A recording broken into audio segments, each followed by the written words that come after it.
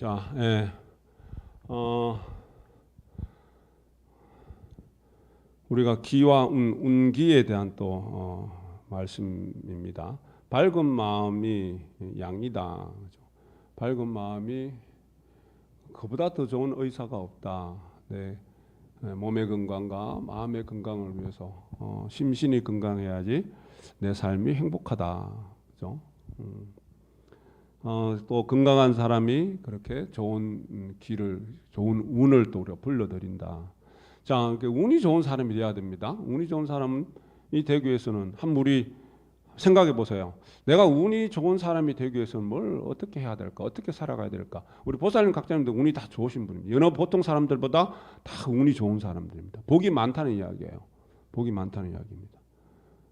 교수님, 운이 좋은 사람이 되기 위해서는 뭘 어떻게 해야 될까? 딱 먼저 생각나는 거. 내가 운이 좋은 사람이 되기 위해서는. 전선님 운은 좋아요. 전선님만큼 운 좋은 사람 세상에 없을 거예요. 그죠? 네. 운이 좋은 사람이 되기 위해서. 먼저 베푼다. 네, 맞아요. 먼저 베푼다. 맞죠. 이제 우리가 복을 많이 지으면서 살아야 됩니다. 그죠? 복이란 것은 창고에 쌓여 있다가 다 쓰면은 없어집니다. 그죠? 복은 자꾸 소모되기 때문에 자꾸 지어서 자꾸 이렇게 쌓아놔야 됩니다. 복을 많이 지으면서 살아야 되죠. 복이 많은 사람이, 복이 많다는 운이 좋다는 것 똑같은 이치이기도 합니다. 그래서 우리 복 많은 사람이 돼야 됩니다. 똑똑한 것도 중요하고 건강한 것도 다 중요한데 일단 복이 많아야 됩니다. 그래서 가만히 보시고 복 많은 사람이랑 친해야 됩니다. 그래야지 그 떨어지는 건물도 있습니다. 복 없는 사람하고 친해지면 내 거 뺏깁니다. 그러면은 내 거 베푼다 생각하고 친하든지. 예? 자, 첫 번째 이야기가 아까 우리 명약을 막 공부했던 그 대가가 이야기인데 우리 마음 공부가 너무 매치가 돼서 제가 몇 가지 이제 제가 기억하고 이제 정리를 해놓은 게 있는데 용모가 격에 맞아야 된답니다.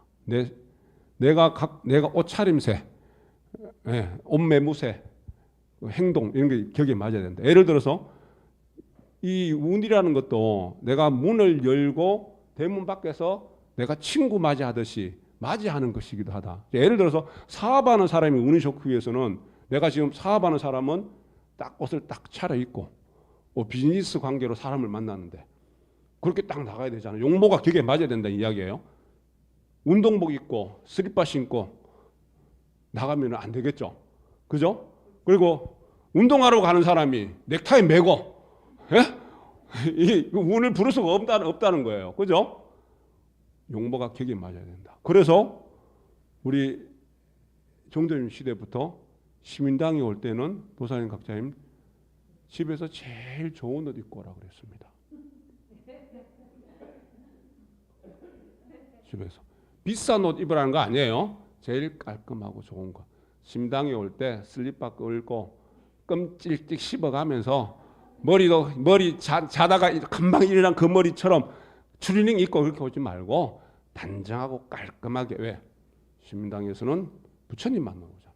물론 부처님은 늘 시방삼재 가득하지만 내가 부처님과 내가 하나 되기 위해서 내가 마음 공부하러 오는데 마음 자세부터 그리고 용모가 격에 맞아야 된다.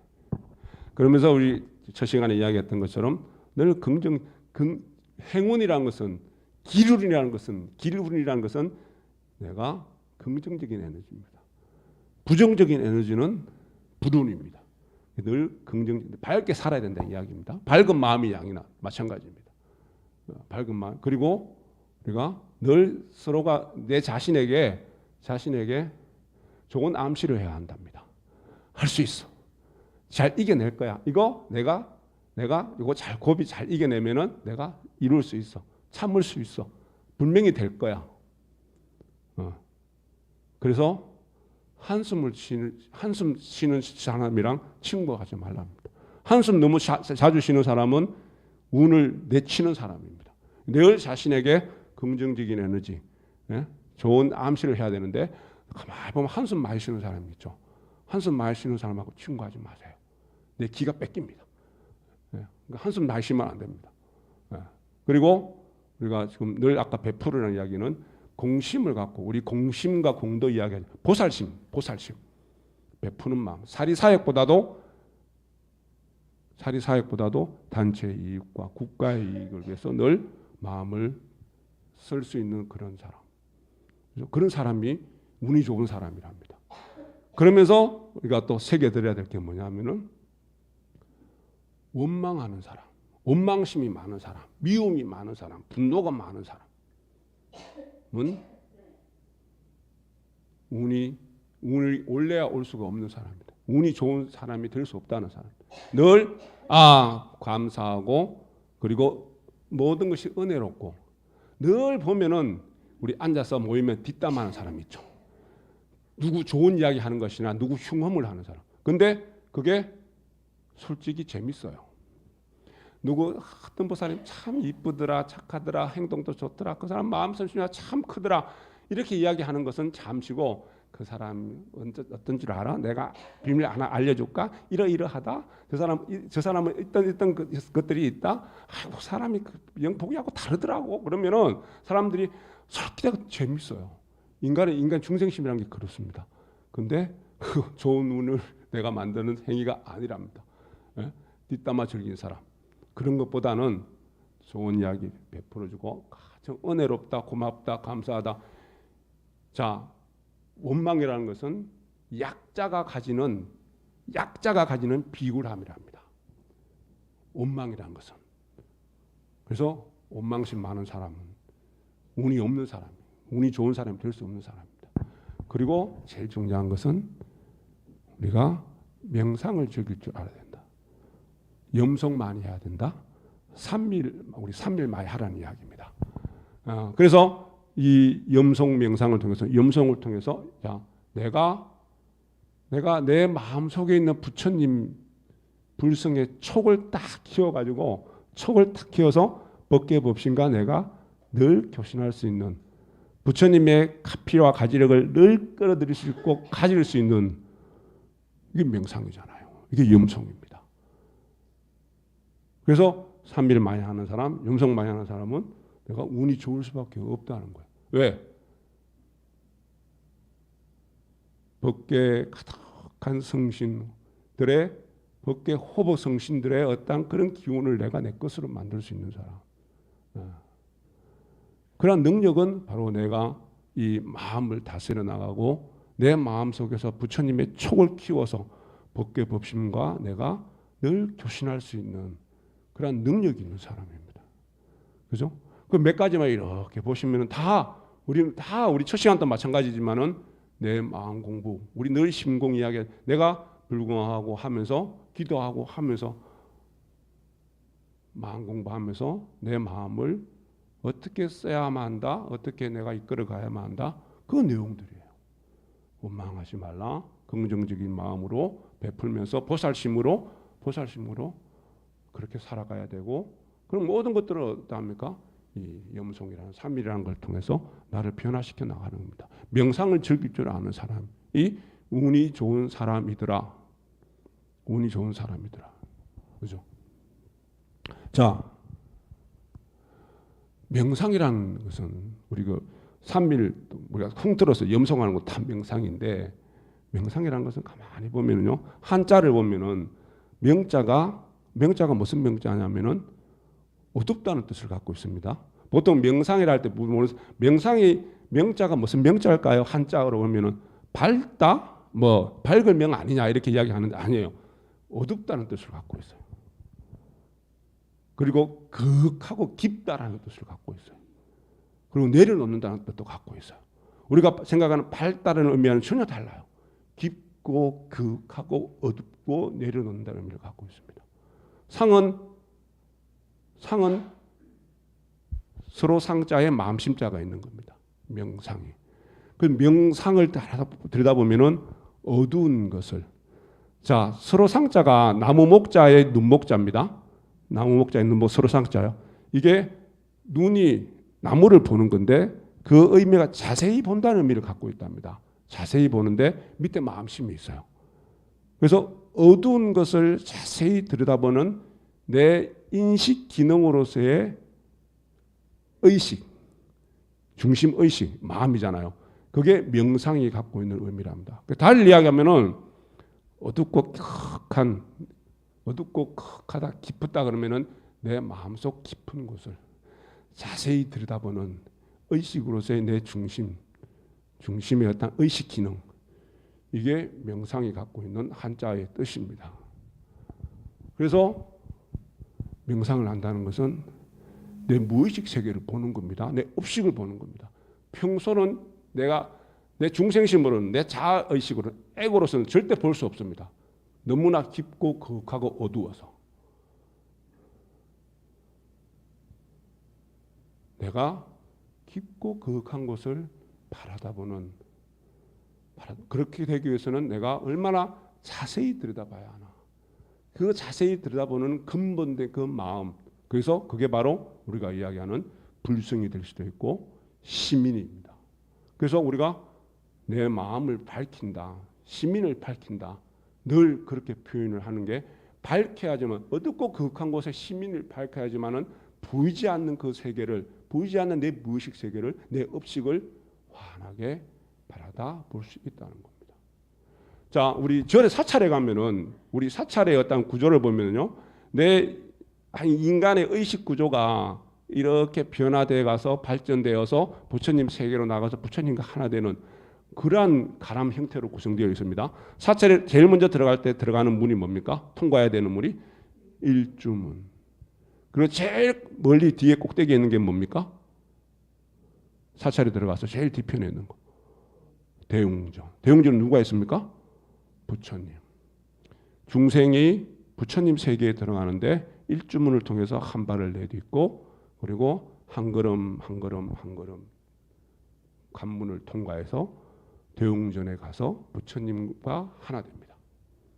그런데 어느 사찰이든지 반드시 또, 요즘 조그만 사찰들은 그게 없습니다. 근데 사찰의 가람 형태 구조가 그렇게 되어 있다는 겁니다.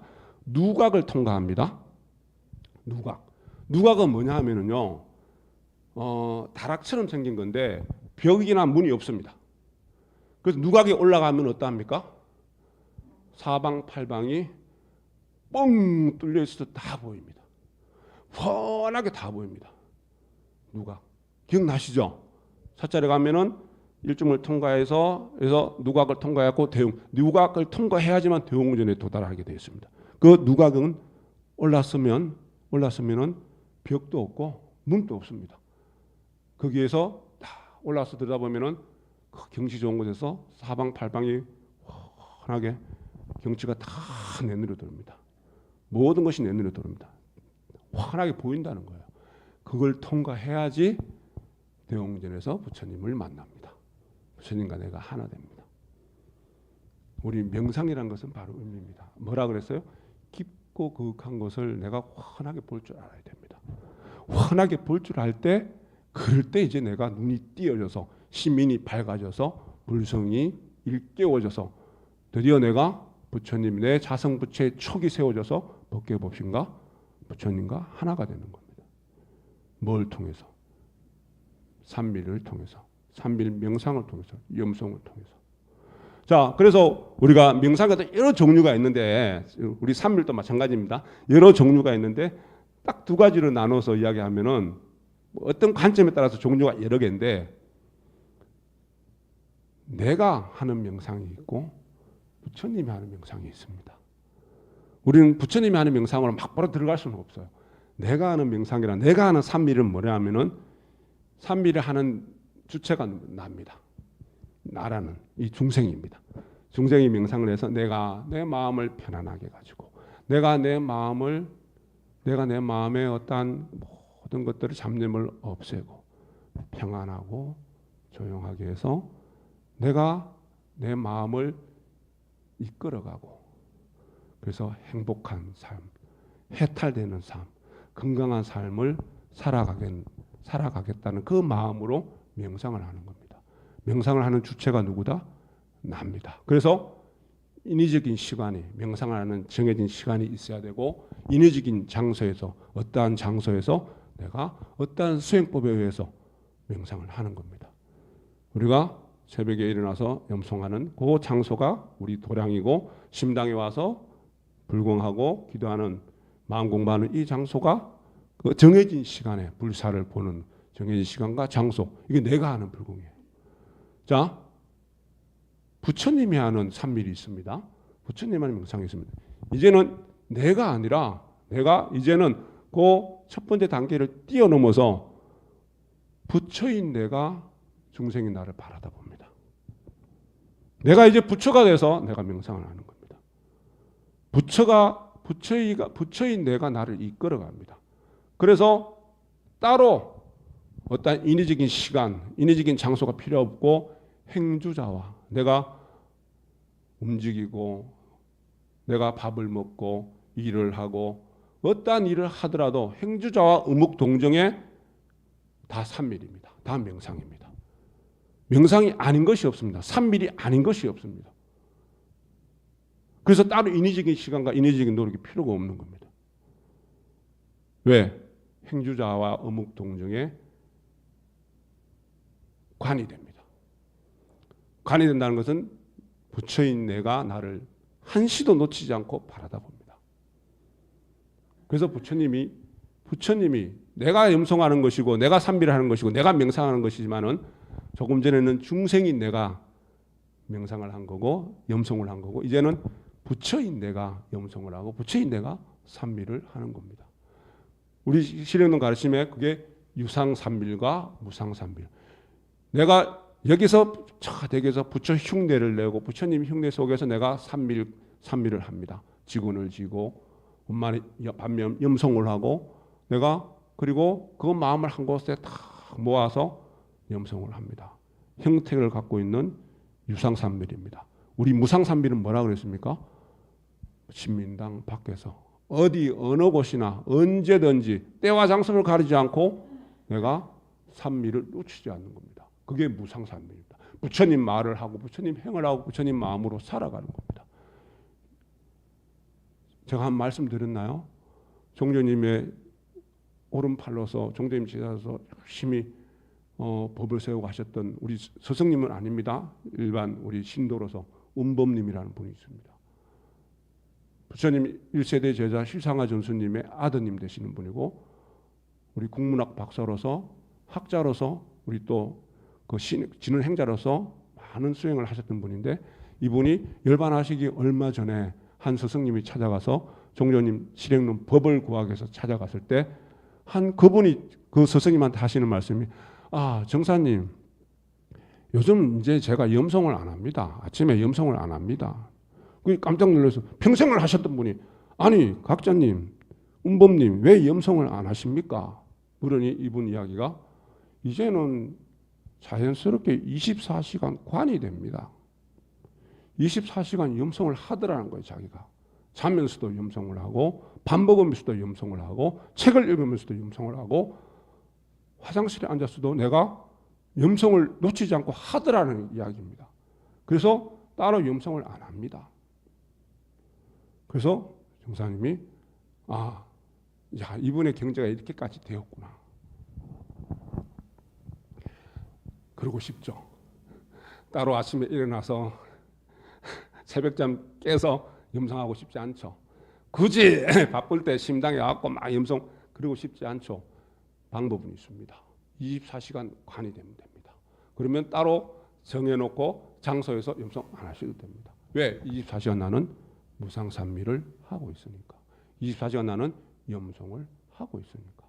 자, 여하튼 우리가 그렇게 명상을 즐기고 산미를 즐기고 그리고 내가 원망심 내려놓고 은혜심 5월 우리 한 달 5월 1일 첫 자생일 5월 달은 은혜가 가득한 달이다. 우리 은혜를 지중하게 은혜의 지중함을 알고 내 아이도 은혜고 내 부모도 은혜고 우리 삼보 스승님도 은혜고 부처님도 은혜고 부부 연을 맺어온 우리 남편과 아내 사이도 은혜고 우리 도반들도 은혜고 이 온 우주가 은혜로 가득 차 있다는 것을 우리가 느끼는 우리가 그 실감하고 체험해 나가는 전부 다 내가 염송을 통해서 산미를 통해서 그게 24시간 산밀이 될 때 그러한 은혜가 가득함을 느끼게 되고 그래서 내가 원망심이 내려놓고 보살심으로 가득하게 살고 베푸는 마음으로 가득하게 살고 긍정적인 에너지로 가득하게 살아갈 때 운이라는 것은 복이라는 것은 내 것이 될 수밖에 없습니다. 그래서 나는 기운 속에서 행운이 가득한 복이 수승한 그러한 삶을 내가 살아갈 수 있습니다. 진원봉도 갑니다.